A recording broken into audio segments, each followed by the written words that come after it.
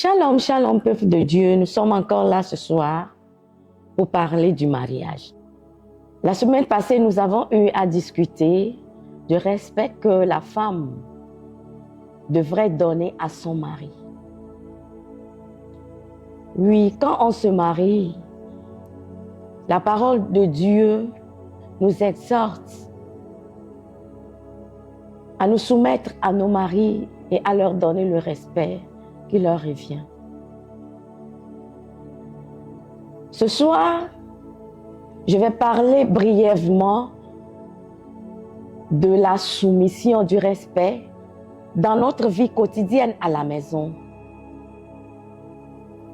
Et après, je vais aller dans l'autre sens, ce que la parole de Dieu dit concernant l'homme, que l'homme doit aimer sa femme comme Christ a aimé l'Église.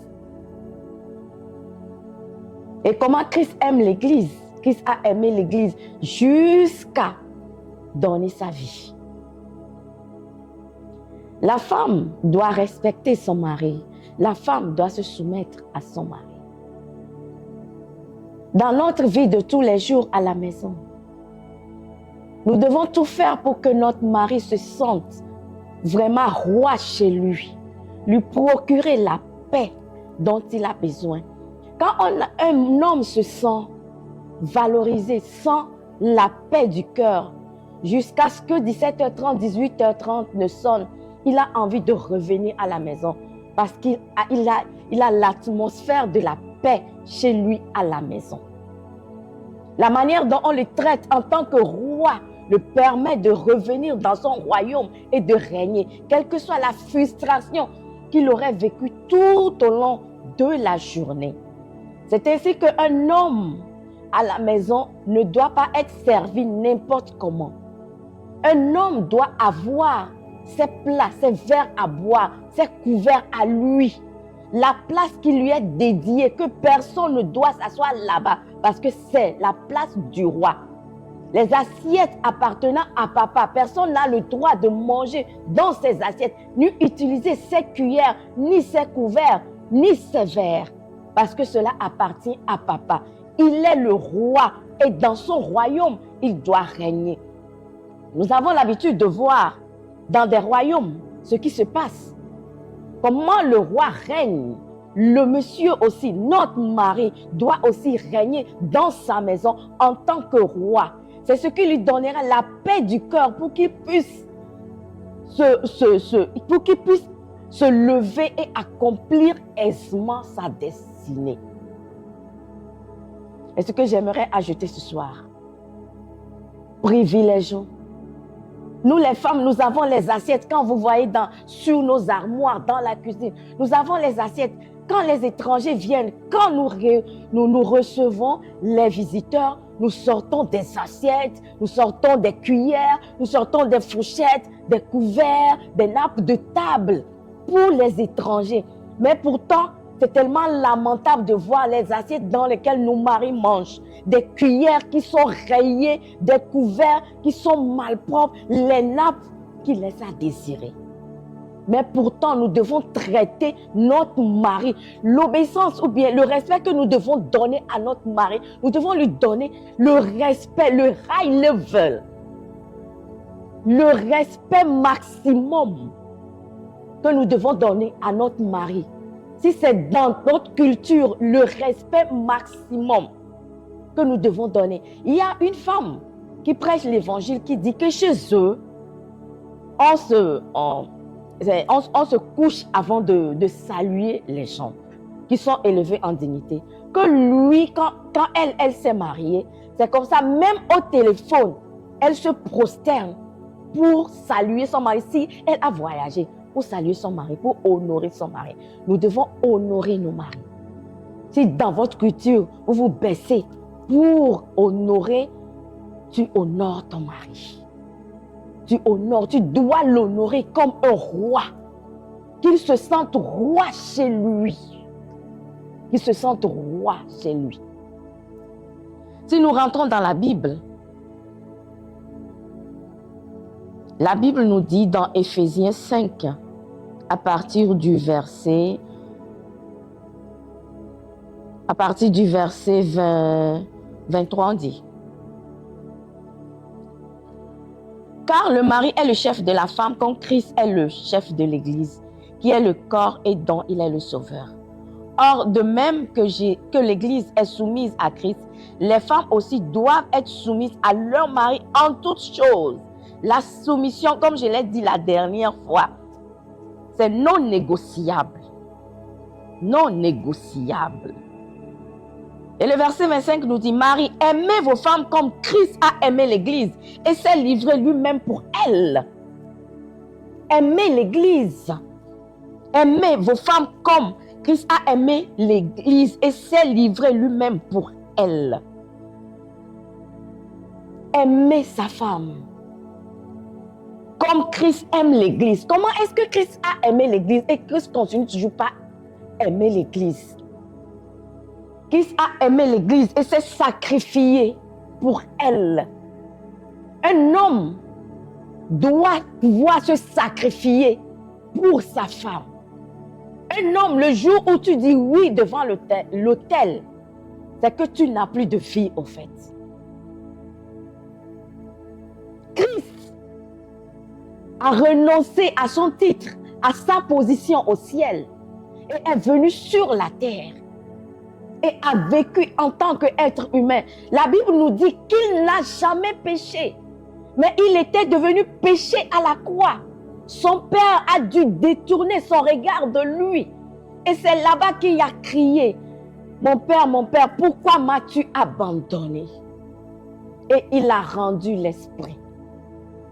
Pour que toi et moi, nous puissions retrouver notre identité. L'amour que Christ a eu pour l'Église, c'est l'amour que la Bible appelle l'amour agapé. Un amour sans intérêt, sans mérite. On ne mérite pas cet amour, mais on nous le donne quand même. C'est ce même amour qu'un homme doit témoigner à sa femme. Dans le mariage, nous avons 3 types d'amour. L'amour éros, qui concerne le physique, l'attraction, l'attirance physique. Et cet amour ne dure au maximum que 5 ans. 5 ans dans le mariage. Ce qui veut dire que un mariage qui est basé sur l'amour éros fera crash après 5 ans. Parce qu'après 5 ans, l'amour éros, on doit l'activer. On doit le raviver. L'amour éros. L'amour éros. Si nous rentrons dans la Bible, nous prenons l'histoire des enfants de David, Tamar et Amnon. Amnon avait tellement aimé Tamar, à telle enseigne que il ne faisait que maigrir au jour le jour. Mais quand il a eu sa petite sœur dans son lit, l'a violentée, vous couchez avec sa petite sœur, après, l'amour était parti. L'amour héros, ce sont des papillons que nous sentons, nous avons dans nos ventres quand nous voyons l'être aimé. C'est l'amour héros est basé sur l'émotion. Et quand on parle d'émotion, on parle des hormones qui sont en train de bouillir. Mais quand ces jeux d'hormones vont cesser, c'est en ce moment que l'amour héros commence par chuter et se stabiliser. Et pour ça qu'on a besoin de tout le temps de pouvoir ranimer l'amour héros. L'amour héros ne dure au maximum que 5 ans dans la vie de foyer. Certaines personnes qui se sont mariées à cause de l'attraction physique, à cause des papillons dans le ventre, à cause des pieds qui tremblent, à cause des émotions. Après ces 5 ans, vous ne vous retrouvez pas. Et vous êtes obligés de vous séparer. Mais au-delà de l'amour éros, nous avons l'amour philéo, qui est un sentiment très fort, qui pousse à la solidarité. L'amour fraternel entre les chrétiens.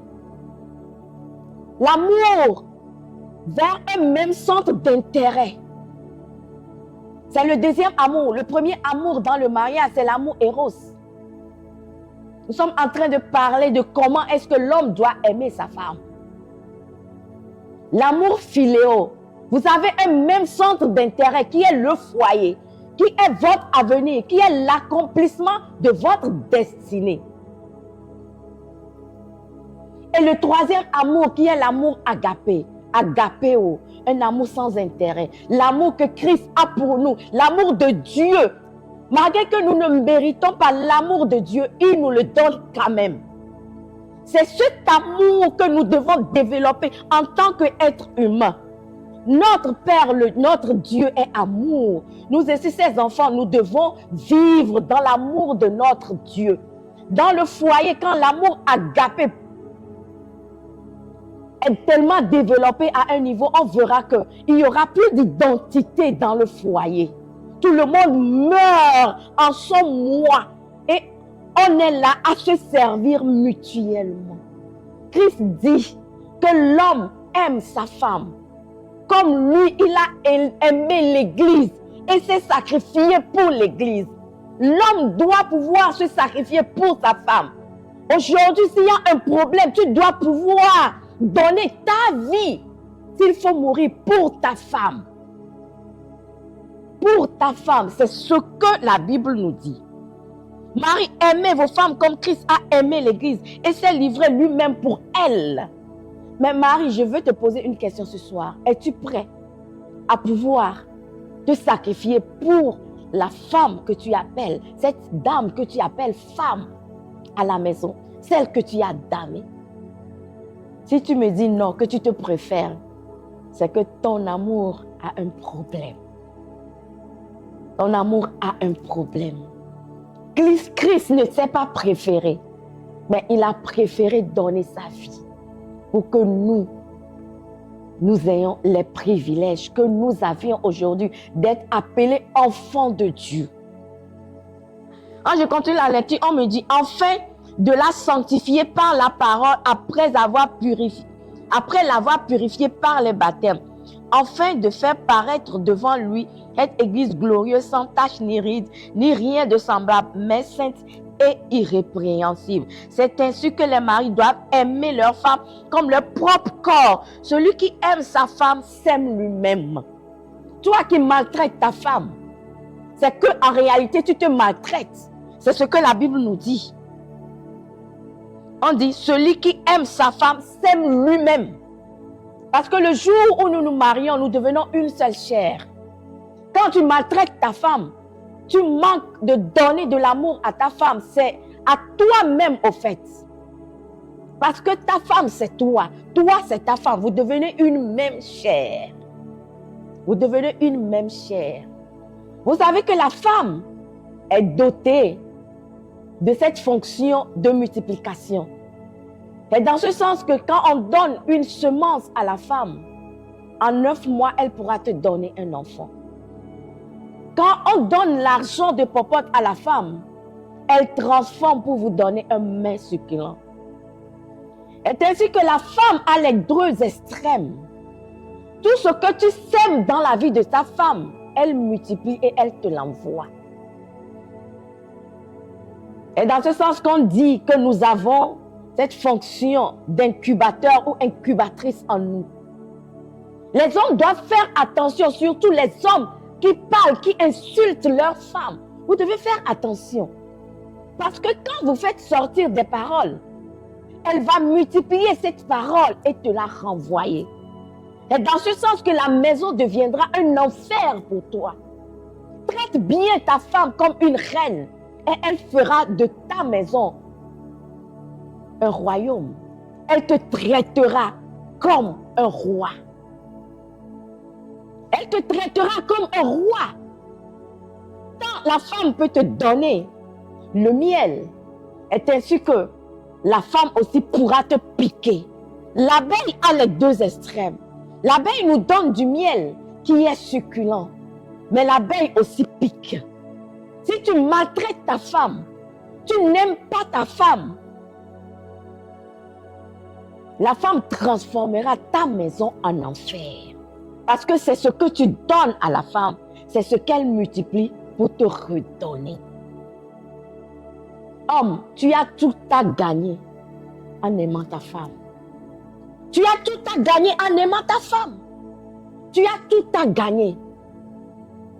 Lève-toi et prends ton rôle de leader.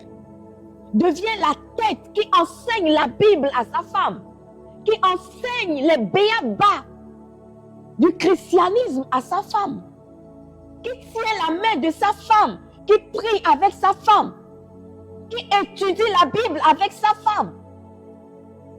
Cette femme deviendra la femme la plus vertueuse. Et quand elle devient cette femme vertueuse, c'est toi qui vas en bénéficier. Parce qu'elle fera de ta maison un royaume de paix. Elle fera de tes enfants, les enfants bien éduqués.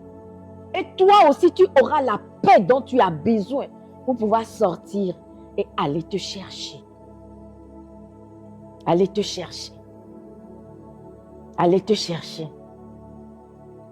Les femmes qui abusent, les hommes qui abusent psychologiquement des femmes, qui abusent psychologiquement des femmes, parce qu'en temps, le mariage était basé sur l'amour éros, sur l'attraction physique. Je ne dis pas que l'attraction physique n'est pas importante. C'est les trois types d'amour fusionnés qui règnent, qui font d'un mariage un mariage parfait. L'amour éros, l'amour philéo, l'amour agapé. Mais l'amour agapé doit dépasser. Parce que les autres amours ont leur centre d'intérêt. L'amour éros est basé sur le physique, sur le désir, le superficiel. L'amour philéo est basé sur l'intérêt, centre d'intérêt. Vous avez un même centre d'intérêt. Bâtir un foyer, élever vos enfants, accomplir votre destinée. Et l'amour agapé vous permet de pouvoir vous aimer sans raison. Parce qu'il n'y a pas de centre d'intérêt là-dedans. C'est les trois qui font d'un foyer un bon foyer. Un bon foyer. Les hommes cessent d'abuser. Essaient d'abuser des femmes par des paroles. Par des paroles. D'autres diront que non, je ne suis pas violent, mais tu es violente. Tu es violent par la parole. Tu es violent par la parole. Quel que soit ce que nous commettons comme péché, et nous revenons vers Christ. Comme le Fils prodigue, Christ ne nous a jamais abandonnés. Christ ne nous a jamais reniés. À chaque fois que nous revenons vers lui, il écarte ses bras et il nous reçoit. C'est ainsi que tu dois aimer ta femme. Tu dois aimer ta femme. L'aimer profondément. L'aimer profondément.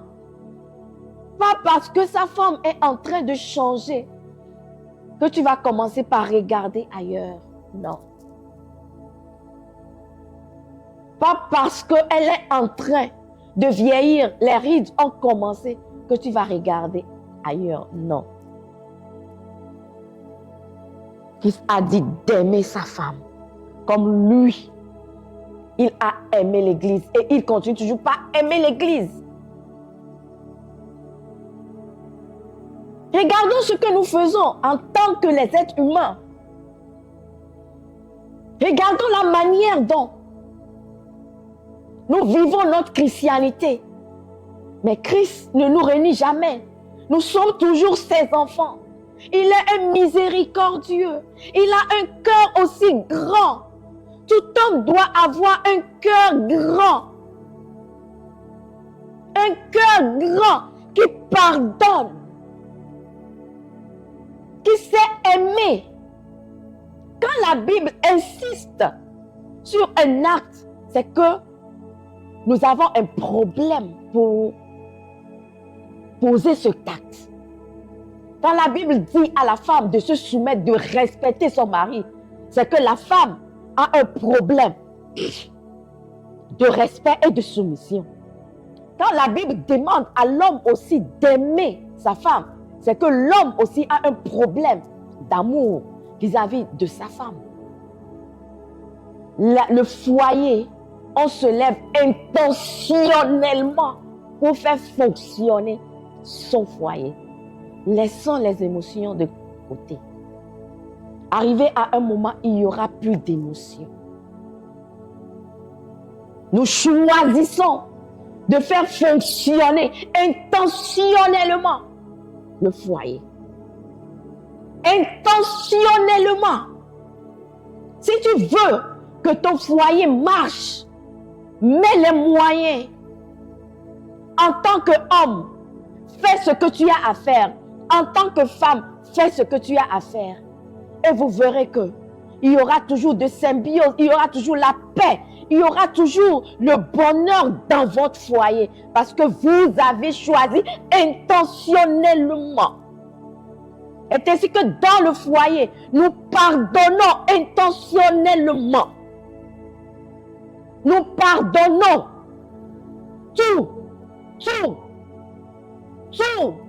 On pardonne tout dans le foyer. Et on se soutient mutuellement. En tant que mari et femme, nous devons apprendre à prier ensemble. À prier ensemble. À prier ensemble. Et l'amour grandit au fur et à mesure que nous nous tenons les mains, nous nous enlaçons en priant. L'amour ne fera que grandir. L'amour ne fera que grandir. L'amour ne fera que grandir. L'amour agapé ne fera que grandir. L'amour agapé ne fera que grandir. Et quand l'amour agapé va recouvrir entièrement le foyer, il n'y aura plus de place pour le diable. Il n'y aura plus de place pour le diable. Il n'y aura plus de place pour le diable. Ce soir, j'aimerais prier pour un foyer, un couple qui est en train de traverser des moments difficiles. Vous ne vous retrouvez plus. Au début, vous vous êtes aimés. Vous avez dit coup de foudre, coup de foudre. Et arrivé à un moment, c'est comme si vous ne vous connaissez plus. Quand l'amour éros est parti, ou bien l'amour éros a diminué, vous êtes devenus des chiens et chats. Je prie en ce moment, je demande à ce que le Saint-Esprit lui-même ramène l'amour agapé. L'amour agapé, cet amour infaillible. Cet amour infaillible, un mariage basé sur l'amour agapé est un mariage qui est fondé sur le roc, notre Seigneur Jésus-Christ. Quels que soient les vents qui vont souffler, une personne qui est cachée dans le véritable, un foyer qui est caché dans le véritable, quels que soient les vents qui vont souffler, ce foyer ne va jamais chavirer. Parce que quand Jésus est dans la barque, quels que soient les flots, quelles que soient les vagues qui vont se lever, vous serez toujours stable. Parce que Jésus est dans la barque. Parce que le foyer est fondé sur le roc, le rocher des âges. Je prie ce soir que l'amour agapé maintenant prenne contrôle de vos vies. Que là où vous avez échoué, que le Saint-Esprit lui-même vous relève. Parce qu'on ne se marie pas pour divorcer. On ne se marie pas pour divorcer. On ne se marie pas pour séparer dans 5 ans, dans 10 ans. Mais on se marie jusqu'à ce que la mort nous sépare. Je prie et je prophétise la restauration dans ton foyer. La restauration dans ton foyer. Toi qui n'arrives pas à prier avec ta femme et vous faites vos prières individuelles, que l'amour agapé vous saisisse. Vous avez un même centre d'intérêt qui est notre Seigneur Jésus-Christ. Qui est notre Seigneur Jésus-Christ. Que l'amour filéo vous emballe. Que l'amour filéo vous emballe. Vous avez un centre d'intérêt, l'accomplissement de votre destinée, l'éducation de vos enfants. Que l'amour Eros maintenant soit ressuscité. Que les 3 types d'amour maintenant reviennent dans votre foyer, en force dans votre foyer, afin que les foyers qui sont sur le point de se briser soient restaurés. Toi, femme qui est en train de pleurer en ce moment, parce que ton mari te maltraite émotionnellement, je prie en ce moment et je demande à ce que le Saint-Esprit saisisse un homme, que l'homme puisse comprendre qu'il a le devoir de pouvoir aimer sa femme comme Christ a aimé l'Église. Aimer sa femme comme Christ a aimé l'Église. Et quand l'homme te maltraite, t'abuse psychologiquement, il s'abuse lui-même parce que vous devenez une seule chair. Merci Saint-Esprit. Merci Saint-Esprit. Merci Saint-Esprit pour la restauration de ce soir. Merci Saint-Esprit pour la restauration, pour la force, pour l'amour que tu es en train de ressusciter dans la vie d'un foyer, dans la vie d'un couple ce soir. Merci Saint-Esprit. Merci Saint-Esprit. Merci Saint-Esprit. Merci Saint-Esprit. Ne sois pas fatigué, ne dis pas que je vais divorcer. Non, le divorce n'est pas une solution. N'est pas une solution. Le Seigneur est capable de restaurer son foyer. Il est capable de restaurer ton foyer. Il est capable de restaurer. Il est capable de restaurer.